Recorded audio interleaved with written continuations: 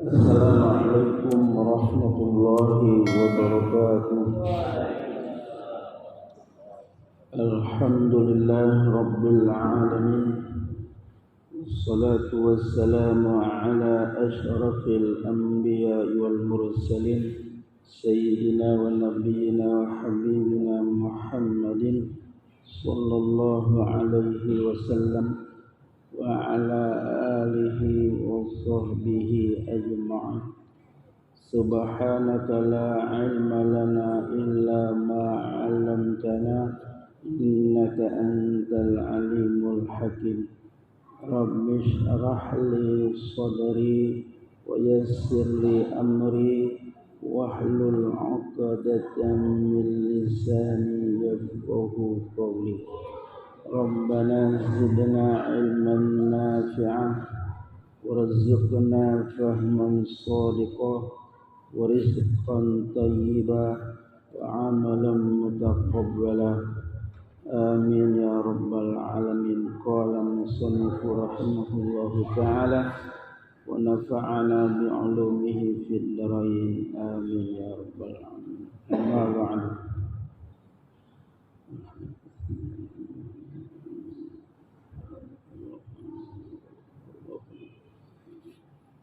Segala puji bagi Allah yang telah banyak melimpahkan karunia nikmat-Nya kepada kita semua, terutama nikmat yang terbesar, yaitu diberikannya kita nikmat iman dan Islam.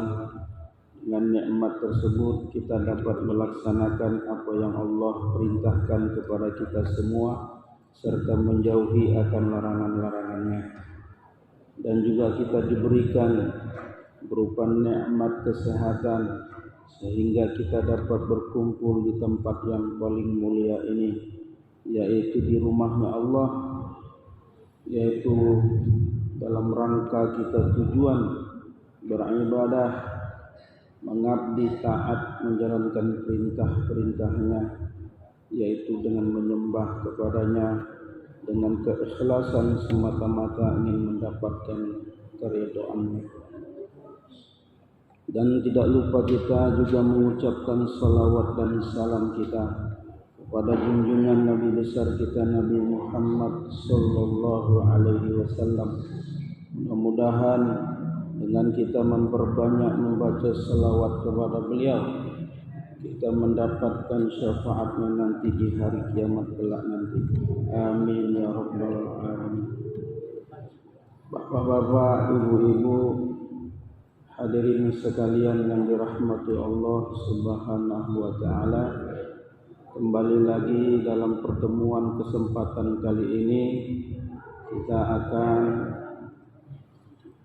melanjutkan kajian kita, pembahasan kita tentang masalah ilmu tauhid. Bismillahirrahmanirrahim. Adapun ilmu pengetahuan rukun Islam yang pertama, yaitu mengetahui akan makna dua kalimat syahadat, yaitulah yang dikata ilmu usuluddin dan ilmu tauhid, dan ialah yang dikehendaki sebutannya di kitab ini. Bermula wajib atas tiap-tiap mukallaf bahwa ia mengenal pada Tuhan Azza wa Jalla dengan segala sifatnya yang wajib baginya dan yang mustahil padanya dan yang harus padanya.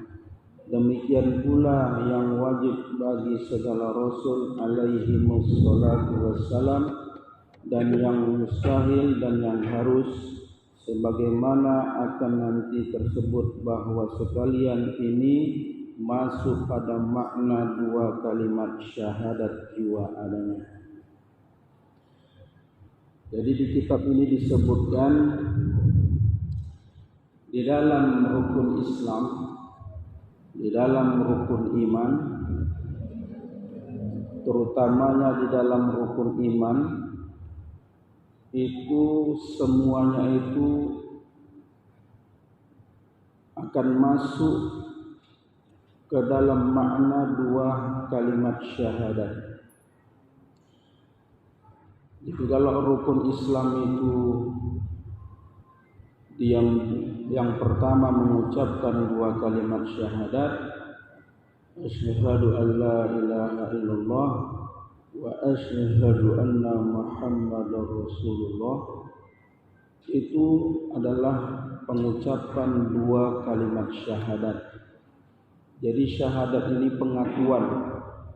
Makanya di dalam 2 kalimat ini terkandung 2 tauhid. Yang pertama adalah tauhid kepada Allah, yang kedua adalah tauhid kepada Rasul, yaitu kepada Nabi kita, Nabi Muhammad sallallahu alaihi wasallam. Itu di dalam rukun Islam yang pertama.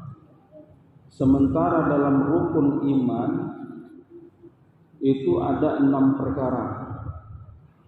Makanya ketika malaikat Jibril menjumpai Nabi kita Nabi Muhammad sallallahu alaihi wasallam dalam wujud bukan aslinya, dia menyerupai seorang manusia berpakaian putih, berserban putih, dan rambutnya sangat hitam. Dan tidak ada tanda-tanda daripadanya itu seperti orang yang berpergian jauh atau dalam keadaan musafir. Pokoknya bersih lah. Nah, itulah malaikat Jibril menyerupai bentuk seorang manusia. Dia menjumpai Nabi ketika Nabi itu di majelisnya bersama para sahabat-sahabatnya di dalam Masjid Madinah, Masjid Nabawi. Ketika itu malaikat Jibril datang dan mengucapkan salam kepada Nabi kita dan dijawab oleh Nabi kita. Lalu malaikat Jibril tadi yang menyerupai seorang manusia, dia mendekat kepada Nabi. Didekat, begitu dekatnya. Jadi antara jarak lututnya orang tersebut tadi, malaikat Jibril tadi yang menyerupai bentuk sosok manusia tadi, ditempelnya lututnya dengan lutut Nabi. Lalu malaikat Jibril bertanya kepada Nabi, "Ya Muhammad, akhbirni 'anil iman." Ya Muhammad, beritahukan kepadaku tentang masalah iman. Apa itu iman? Lalu Nabi kita menjawab, al-iman an tu'mina billah. Iman itu yang pertama engkau beriman kepada Allah. Wa malaikatih, yang kedua kepada para malaikat-malaikatnya. Yang ketiga wa kutubih, dan kepada kitab-kitabnya. Yang selanjutnya wa rusulih, kepada nabi dan rasulnya. Selanjutnya wal yaumil akhir, dan kepada hari akhir, hari kiamat. Yang terakhir, yang keenam, antu'mina bil qadari khairihi wa syarrihi, dan kau beriman kepada takdir yang baik ataupun yang buruk. Jadi itulah antara dialog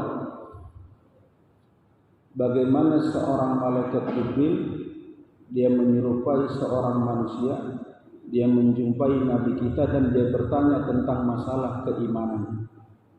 Apa itu iman? Apa itu yakin? Apa itu keyakinan? Ini masuk di dalam perkara ilmu tauhid, ilmu akidah, ilmu keyakinan. Maka dijawab Nabi, antu'mina billah. Yang pertama engkau beriman kepada Allah. Yakin engkau kepada Allah bahwasanya Allah itu adalah Tuhan yang sebenar-benarnya, yang wajib untuk disembah. La ilaha illallah. Tiada Tuhan yang berhak disembah dengan sebenar-benarnya melainkan adalah Allah. Itulah yang pertama, beriman kepada Allah. walaupun Allah itu tidak kelihatan zatnya, seperti apa zatnya Allah itu. Mungkin di antara kita semua tidak pernah melihat akan zatnya Allah sampai detik sekarang. Kalau kita melaksanakan sholat 5 waktu sehari semalam, maka kita menyembah kepada Allah itu tidak kita lihat dia. Cuma kita diperintahkan hanya untuk menyembah melalui sholat, menyembah kepada Allah. Tapi tidak bisa kita lihat zatnya itu seperti apa. Lalu kenapa kita bisa yakin kepada sesuatu zat yang tidak bisa kita lihat dengan mata kepala kita? Kenapa kita bisa yakin dan percaya? Karena sementara menurut logika akal sehat kita, sesuatu yang nampak, yang bisa dilihat dengan mata kepala, baru kita yakin dan percaya. Nah, sementara ini yang kita sembah dari dulu sampai sekarang, Tuhan yang tidak bisa kita lihat dengan mata kepala kita. Tapi kenapa kita bisa yakin dan percaya bahwasanya Allah itu adalah Tuhan yang sebenar-benarnya, sementara kita tidak pernah melihat zatnya sampai sekarang?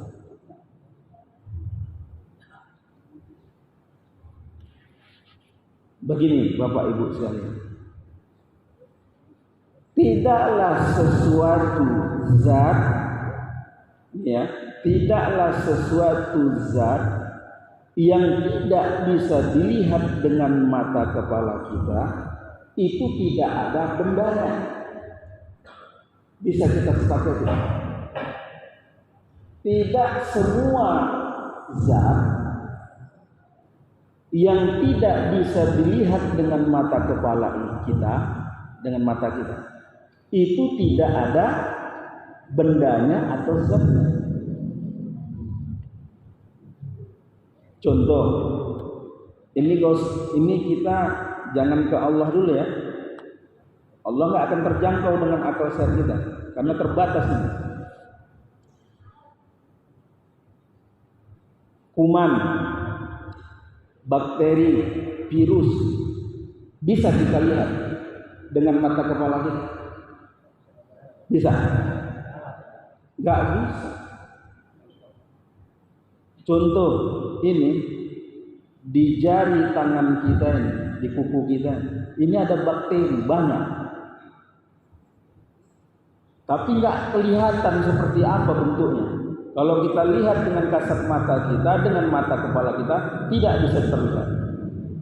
Karena begitu sangat halus. Jadi kalau kita di sekolah dulu pakai apa? Yang sekolah pakai alat bantu apa? Alat mikroskop. Baru tuh kelihatan seperti apa bentuk bakteri, kuman dan virus tadi. Itu yang menciptakan siapa? Yang menciptakan Allah. Itu makhluknya. Apalagi yang menciptakan bakteri, virus, kuman tersebut. Bagaimana kita melihatnya? Betul Pak? Itu contoh kecil. Ini kita rasakan apa dalamnya? Rasa sejuk dan dingin. Tentu ada udara yang kita rasakan di kulit kita masing-masing. Tapi apakah udara itu bisa kita lihat? Bisa tak? Bagaimana bentuk udara yang kita rasakan? Bisa tak dilihat? Tapi cuma bisa kita rasakan di tubuh kita, di kulit kita. Yang menciptakan udara siapa? Allah. Makhluk yang dijadikannya saja kita tidak bisa melihatnya dengan mata kepala. Apalagi yang menjadikan makhluk itu semua. Jadi timbul pertanyaan, kenapa Allah tidak bisa dilihat di dunia ini? itu pernah dicoba oleh Nabiullah Musa alaihi salam.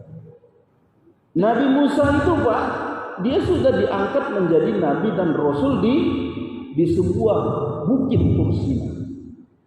Disitulah dia berbicara-cara dengan berdialog kepada Allah, tapi tak bisa dilihat. Lalu Nabi Musa alaihissalam meminta kepada Allah, Rabbi arini unzur ilaika, wahai Tuhanku, tunjukkanlah zatmu itu supaya aku bisa melihat kepadamu. Lalu dijawab sama Allah, ya Musa, lan tarani, kamu tidak bisa melihatku di dunia ini, tak bisa engkau melihatku. Tapi Nabi Musa tetap dia ingin melihat Allah. Apakah Nabi Musa tidak beriman kepada Allah? Oh tidak, dia Nabi lagi Rasul. Dia bercakap-cakap, berdialog kepada Allah. Lalu bagaimana? Terus memintanya Nabi Musa supaya hatinya lebih tenang. Dia punya hati lebih tenang, melihat keindahan seperti apa zatnya Allah itu, seperti apa luar biasanya zatnya Allah. Tapi Allah katakan tidak bisa, lan taroni, kamu tidak bisa melihat wahai Musa. Tapi karena Nabi Musa terus meminta, baiklah, Allah kabulkan permintaannya. Ketika sebuah nur saja, cahaya saja ditampakkan di atas bukit yang begitu besar, baru cahaya saja, lantas bukit yang besar itu pun hancur lebur dan Nabi Musa jatuh pingsan. Karena dasarnya seperti kalau ibaratkan meledak itu bukit yang besar. Itu baru nurnya Allah, cahayanya saja, bukan zatnya, hanya nur saja, hanya cahaya Allah. Kata Allah, kalau engkau seandainya bukit yang besar itu tetap kokoh dengan kedatangan nurnya Allah, maka Nabi Musa dapat melihat Allah. Itu masih cahayanya saja, itu sudah hancur itu. Berarti Allah tidak bisa dilihat di dalam dunia ini. Lalu kapan kita bisa melihat Allah? Kapan? Kapan Bu? Nanti kalau kita sudah mati. Saya mati, bapak mati, ibu mati, semua mati ini. Ini bakal mati semua Pak. Kullu nafsin dha'iqatul maut. Tiap-tiap yang punya nyawa pasti akan merasakan mati. Cuma nunggu giliran aja masing-masing, ya kan?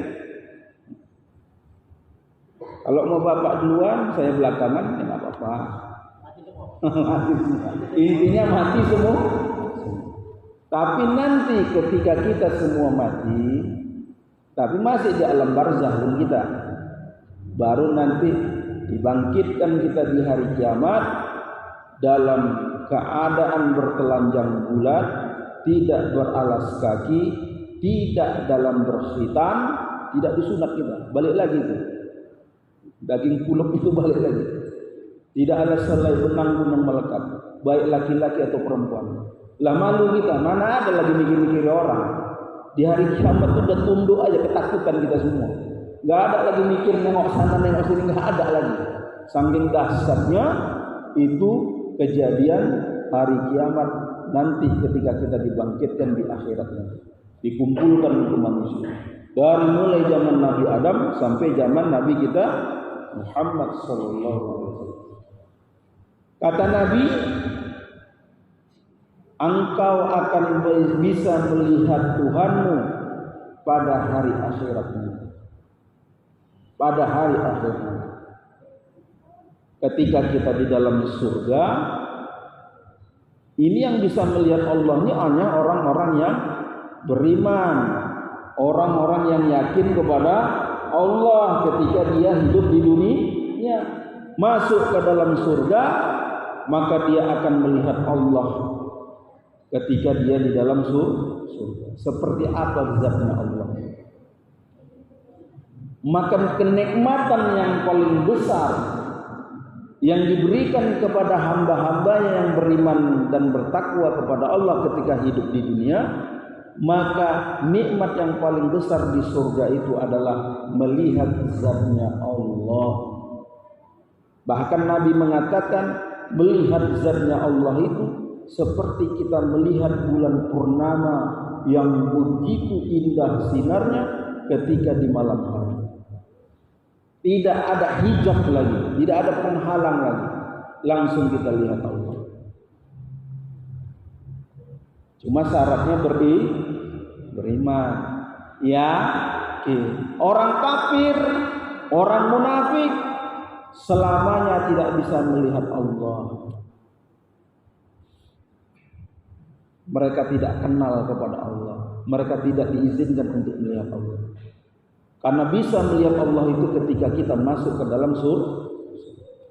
Dan nikmat yang paling tinggi di dalam surga itu adalah melihat yang zatnya Allah. Lalu untuk menanamkan keyakinan kita kepada Allah, walaupun kita tidak bisa melihatnya di dunia ini, macam mana? Yaitu tadi, akal kan Allah kasih. Ada akal baik, Bu, akal sehat ada ya. Sesekali dipergunakan untuk memikirkan kebesaran Allah. Karena lebih baik, sebagian ulama mengatakan lebih baik kita beribadah selama 70 tahun. Kalau kita memikirkan dengan akal sehat kita tentang kebesaran ciptaan Allah. Bagaimana Allah menciptakan matahari yang begitu besar, yang begitu terang. Yang dari matahari itu menjadi sumber juga kehidupan kita ya. Kalau nggak ada matahari macam mana kehidupan kita? Hah? Mati saja. Gelap aja ya kan? Beku gitu. Kalau nggak ada matahari. Di mana Allah menciptakan bintang? Rupanya bintang itu lebih besar daripada matahari. Tapi jumlah bintang itu lebih banyak daripada matahari. Tapi bintang itu rupanya lebih besar. Itu kalau anak-anak kita di sekolah belajar apa namanya tentang planet-planet itu, pelajaran apa? Hah? Bukan apa? Pelajaran IPA. IPA ya. Ya, itu dipelajari itu di sekolah. Termasuk saya dulu. Kita pelajari itu tentang planet-planet itu. Mereka mengitari matahari, ya kan? Termasuk bumi. Siapa yang menciptakan matahari? Kalau dikumpulkan seluruh manusia di alam dunia ini semuanya, tentu kalau ditantang untuk menciptakan matahari nggak akan ada yang mampu. Ada yang bisa menciptakan matahari, ada matahari buatan, tapi masih kalah dengan matahari ciptaan Allah. Mana bisa bertanding? Sampai Allah tantang, coba buat aja sayap nyamuk kayak mana besarnya Pak? Nah, coba buat itu. Coba kita bisa nggak buat sayap nyamuk? Nggak ada yang bisa. Ada yang bisa. Sayap nyamuk ini nggak bisa. Iya kan? Lalu kenapa bisa menciptakan kapal terbang yang bisa terbang? Kapal selam yang bisa menyelam di dasar lautan. Kalau kita pikir-pikir kagum gitu kan.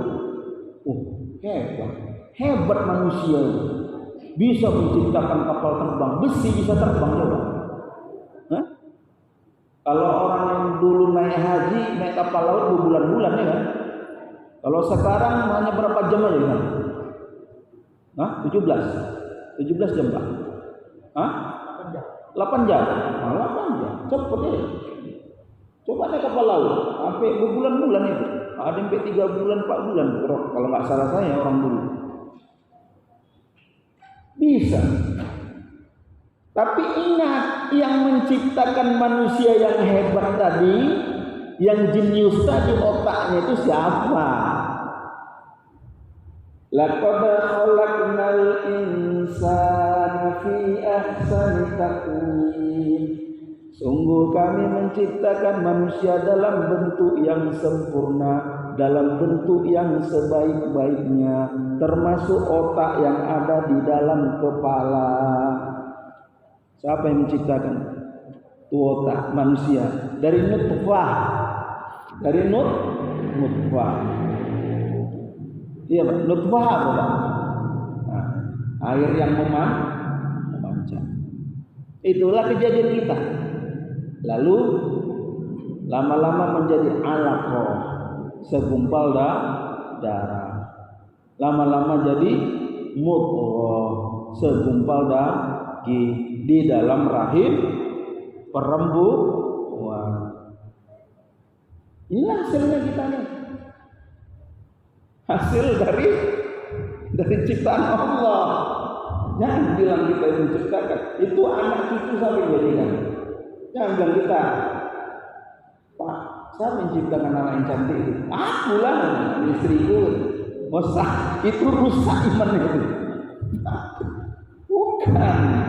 Yang menciptakan itu Allah. Loh, ada orang yang berumah tangga sudah menikah, laki-laki dan perempuan, ketemu jodohnya, menikah, ya. Jadi kalau anak-anak lajang, kalau mau seperti itu nikah dulu. Tapi yang paling penting kerja dulu, baru nikah. Jangan kerja nggak ada udah nikah nih seorang tua sih, ya. Nah, kerja dulu, sekolah dulu baik-baik. Agar cita-cita mesti di langit. Nah, nanti dengan saya ada jodoh dulu, ada kerja, ada jodoh. Otomatis saja Allah kasih. Nah, ada orang berumah tangga menikah bertahun-tahun sampai sekarang nggak punya keturunan. Kalau memang kamu yang menciptakan tuh anak, kenapa sampai sekarang ada seseorang laki-laki dan perempuan menikah bertahun-tahun sampai sekarang tidak punya anak? Itu aja. Termasuk abang ipar saya sendiri, seorang dokter. Orang dokternya abang sepupu saya nih, abang sepupu saya, dokter. Tapi sampai sekarang tidak dikaruniai anak. Padahal dia dokter. Dokter kan lebih hebat kan gitu, pengetahuan tentang masalah kesehatan manusia. Tapi dia sekarang nggak punya anak. Dia dokter, istrinya dokter. Sampai udah bertahun-tahun berumah tangga, sampai sekarang tidak dikaruniai anak. Akal sehat kita berpikir, masuklah imanku, yakinku kepada Allah. Iya benar, Allah lah yang menciptakan manusia, bukan saya. Saya hanya hukum sebab musabab saja. Kadang-kadang pun tidak bisa menghasilkan. Semua ada dalam kekuasaan Allah. Gampang beriman kepada Allah. Makanya saya heran sama orang Yahudi. Otaknya pintar-pintar. Sebetulnya itu dalam Quran dijelaskan. Bani Israel itu keturunan Nabi Yakub. Turunan dari golongan Nabi Musa, Nabi Harun, Nabi Daud, Nabi Musa itu pintar-pintar itu. Cerdas-cerdas dia punya otak. Orang Israel Yahudi itu pintar-pintar. Tapi kenapa mereka nggak beriman kepada Allah? Kenapa? Khatamallahu ala qulubihim. Allah telah menutup hati mereka dari kebenaran. Allah tak kasih hidayah. Padahal itu orang Yahudi, orang Israel. Itu nenek moyangnya itu seorang nabi. Itu Nabi Ibrahim. Dia punya 2 istri. Yang pertama namanya Siti Sarah, yang kedua namanya Siti Hajar. Siti Hajar inilah yang menurunkan Nabi Ismail. Itulah bangsa Arab. Itulah turunnya Nabi kita, Nabi Muhammad sallallahu alaihi wasallam. Yang kedua, Siti Sarah memiliki anak namanya Nabi Ishak. Nabi Ishak ini mempunyai anak namanya Nabi Yakub. Nabi Yakub inilah yang menurunkan bangsa Israel, orang Yahudi, suku Yahudi. Padahal nenek nenek moyang mereka itu adalah seorang nabi lagi rasul, bersumber daripada Nabi Ibrahim. Tapi kenapa mereka tidak mau? Makanya Masjidil Aqsa kan jadi rebut-rebutan sama Palestina sekarang kan? Ya karena itu.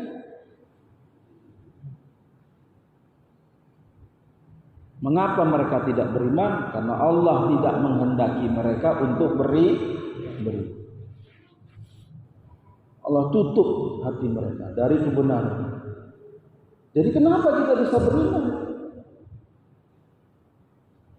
Karena beriman itu tidak hanya bisa mempergunakan akal sehat, tapi juga mempergunakan hati. Makanya dalam iman itu tasdiqun bil qalbi, membenarkan dalam hati tentang masalah keimanan. Setelah kita berpikir tentang kebesaran Allah, ciptaan Allah, Allah menciptakan langit dan bumi. Langit aja berapa lapis? 7 kan? Langit pertama, kedua, ketiga, keempat, kelima, keenam, ketujuh. Di atas ketujuh ada nama Sidratul Muntaha. Yang di atasnya lagi ada lautan. Di atasnya lagi ada arasnya Allah. Jadi makhluk yang paling besar, yang paling tinggi adalah arasnya Allah. Kita ini berada di mana nih? Langit mana nih? Langit pertama kita nih, Pak. Matahari, bintang, planet-planet masuk kita ini kan planet namanya, planet bumi namanya ya. Tapi di sini Allah jadikan tempat kehidupan. Ini kita berada di langit pertama ini. Ini Mbak, kita di langit pertama nih seperti begini umpamanya. Kita punya cincin. Nah, cincin itu diletakkan di padang pasir yang sangat luas. Kecil kali nggak gitu? Kecil kali. Makanya langit itu nggak ada ujungnya, ujung mangkalnya nggak ada. Makanya kalau ada seorang astronot yang pergi ke angkasa, dia nggak jumpai itu mana pangkal langit, mana ujung langit, karena nggak bisa dijangkau. Seperti apa besarnya langit yang pertama itu masih langit yang pertama. Belum lagi langit yang kedua, belum lagi langit yang ketiga, keempat dan seterusnya. Dan setiap langit itu ada para malaikat di atasnya. Makanya ketika Nabi kita mengadakan perjalanan Isra wal Mi'raj bersama malaikat Jibril, itu Nabi kita itu melihat di langit pertama ada malaikat lagi ruku, nanti yang kedua mungkin ada yang lagi sujud. Semuanya bertasbih memuji Allah, para malaikat yang di langit sana. Makanya para malaikat itu dikenal namanya penduduk langit. Kita penduduk bumi. Begitu mudahnya kita beriman kepada Allah. Tapi makhluk yang paling besar yang Allah ciptakan adalah arasy. Itu ada 8 malaikat yang memikulnya. Dia seperti kubah dipikul sama malaikat hamalatul arsy. Itu malaikat yang besar kali itu, Pak. Lebih besar daripada malaikat Jibril. Nah, nanti kita ada pembahasannya ke rukun keberapa? Kedua. Sekarang kita cerita tentang kebesaran Allah. Nah, coba kita pikirkan lagi. Itu di lautan, di dalamnya itu Allah ciptakan apa itu? Berbagai macam bentuk ikan. Mulai dari ikan yang besar sampai ikan yang sekecil-kecil. Tapi ingat, kita pikirkan dengan akal sehat kita.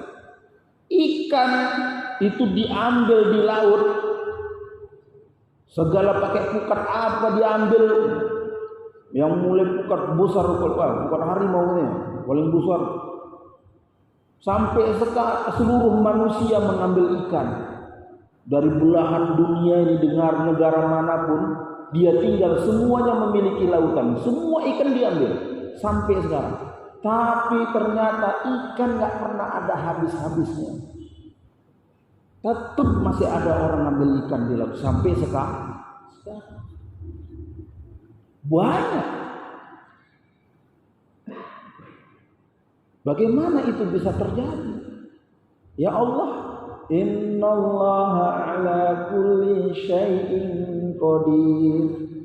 Sungguhnya Allah Maha berkuasa atas segala sesuatu. Mudah aja begitu. Orang memang dia ciptakan itu semua untuk manusia. Semuanya untuk makhluk. Bukan hanya manusia, binatang pun ada. Burung-burung kan ada juga makan di laut kan? Semua. Binatang-binatang pun ikut makan. Bukan manusia, tapi nggak ada habis-habisnya. Itu masih di laut. Belum lagi di air tawarnya kan? Masya Allah. Jadi gampang beriman pada Allah. Ya Pak. Belum lagi kita pikirkan tentang kejadian kita nih Pak. Pak, maaf ya Pak ya. Bapak dulu pernah muda kan? Pernah kan? Bagaimana bentuk muda gitu? Gagah betul Pak ya. Tapi dengan seiring perjalanannya waktu, semuanya berubah. Siapa yang berubah? Allah. Dulu rambut hitam jadi putih. Dulu janggut hitam jadi putih. Dulu mata terang jadi kabur. Rambut dekat, rambut jauh. Gitu kan? Telinga yang begitu jelas pendengarannya jadi peka. Pernah saya datang ke rumah teman, neneknya itu umurnya sekitar hampir 80 tahun. Jadi saya panggil, "Nek, permisi ya Nek, mau ke kamar mandi." Gak denger nenekku, gak denger. Jadi kayak mana ngomongnya? Terus, Nek. Mana mungkin awak sama kayak gitu kan? Nah itulah, dari diri kita aja sudah ada tanda-tanda kebesaran. Nih, dulu kita kan masih muda juga ya Pak. Pernah kita muda macam anak-anak tuh yang remaja tuh. Nggak ada janggut. Saya dulu Pak, saya kaji diri saya ya. Saya dulu muda juga seperti itu. Tak ada janggut saya, tak ada jambang saya, tak ada semuanya. Bersih aja gitu. Tapi seiring berjalannya waktu kok bisa tumbuh nih ya, jenggot tumbuh, jambang tumbuh.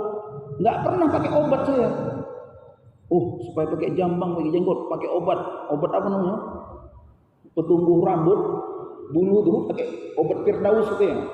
Oleh semua nggak ada. Ya alami aja segini. Waktu tumbuh janggut kumis pertama itu kaget saya. Kok tumbuh jenggot kok macam bapak-bapak terakhir. Tumbuh jenggot, saya cabutin, cuk pakai apa tuh kan? Cabutan bulu. Karena malu ya kan. Masih sekolah STM kelas 2 udah tumbuh jenggot. Tapi waktu saya ngaji kepada guru saya masih hidup biasa. Namanya Ustadz Bakhtiar Wahid. Itu guru saya tuh Pak. Dah, apa katanya? Manjang janggut ini hukumnya sunnah Nabi. Dapat pahala. Oh ya Ustaz, saya panjangkan janggut itu. Sampai saya ditegur sama guru saya di sekolah STM dulu. Kau pakai jenggot kok macam orang tua kau kata. Hah? Kau masih muda pakai jenggot? Ini Pak, bukan masalah tua atau mudanya. Ini sunnah Nabi. Siapa yang panjangkan berpahala. Bahkan Ustaz itu mengatakan Ada yang lain mengatakan ini bisa bergantungan malaikat di sini. Entah betul enggak, di mana dalilnya kan? Pokoknya begitulah kata orang tuh, buat semangat kita. Nah, hal begitu. Memang betul Pak. Sejarah Nabawiyah itu, Nabi itu jenggotnya lebat loh. Gini. Maka ketika Nabi itu kalau baca Quran gerak-gerak janggutnya. Nabi itu berjenggot memang. Jenggot orang Arab ya beda lah sama orang Asia itu. Orang Arab begini jenggot besar. Apalagi jenggot orang Pakistan ya kan. Tapi dalam mazhab kita sunnah, dikerjakan berpahala, ditinggalkan nggak apa-apa. Tapi dalam mazhab yang lain wajib. Dalam mazhab imamnya Hanafi wajib. Untung aja lah ada mazhab Imam Syafi'i. Kalau enggak, yang suka nyukur jenggot berdosa. Ini dalam hukum fikihnya. Kembali kepada tauhid tadi, bertumbuhan jenggot bertumbuh, jenggot jambang.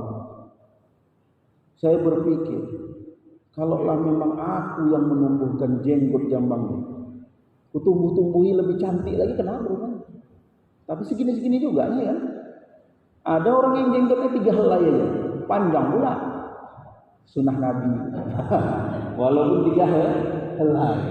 Apa jadi? Menunjukkan siapa yang menumbuhkan ini? Allah. Makanya dalam dirimu sendiri ada tanda-tanda kebesaran Allah. Kalau kamu mempergunakan akal sehat yang dikasih Allah, luar biasa Allah. 2 tangan, 10 jari. Siapa yang mekanik mesin ini? Hah? Ada. Saya tengok di bengkel, puter.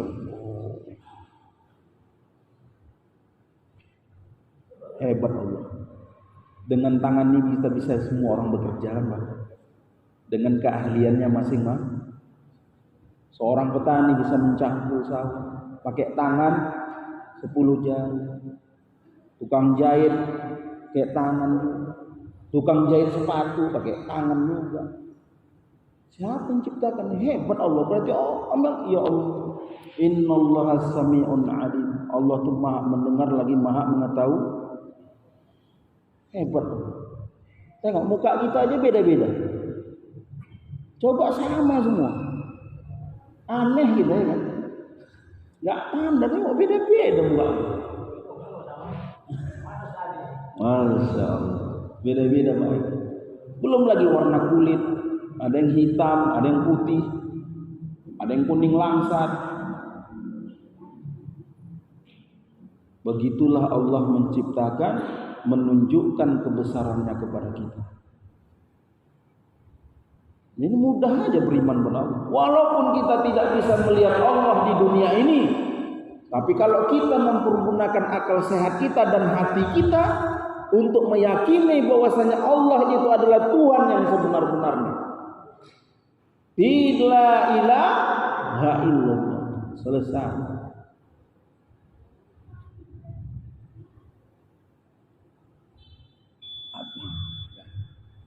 Masuk Pak ya? Udahlah, tutup aja lah ya. Iya Pak ya? Udah masuk? Iya, gitu ya Pak ya.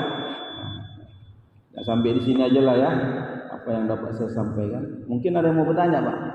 Udah. Nanti udah masuk Pak ya. Kita tutup dengan doa Pak ya. Mudah-mudahan apa yang saya sampaikan bermanfaat bagi kita semua. Bismillahirrahmanirrahim. Alhamdulillahirabbil alamin. Wassalatu wassalamu ala asyrafil anbiya'i wal mursalin sayyidina nabiyina Muhammadin wa ala alihi wa sahbihi ajma'in. Rabbana ighfir lana dhunubana warhamna والوالدين وارحمهما كما ربيانا صغيرا ولجميع المؤمنين والمؤمنات والمسلمين والمسلمات الأحياء منهم والأموات برحمتك يا أرحم الراحمين. ربنا زدنا علما نافعا وارزقنا فهما صادقا وعملا متقبلا ربنا آتنا في الدنيا حسنة وفي الآخرة حسنة وقنا عذاب النار برحمتك يا أرحم الراحمين ربنا تقبل دعاءنا إنك أنت السميع العليم وتب علينا إنك أنت التواب الرحيم صلى الله على سيدنا نبينا محمد وعلى آله وصحبه أجمعين سبحان ربك رب العزة عما يصفون وسلام على المرسلين والحمد لله رب العالمين تقبل الله منا ومنكم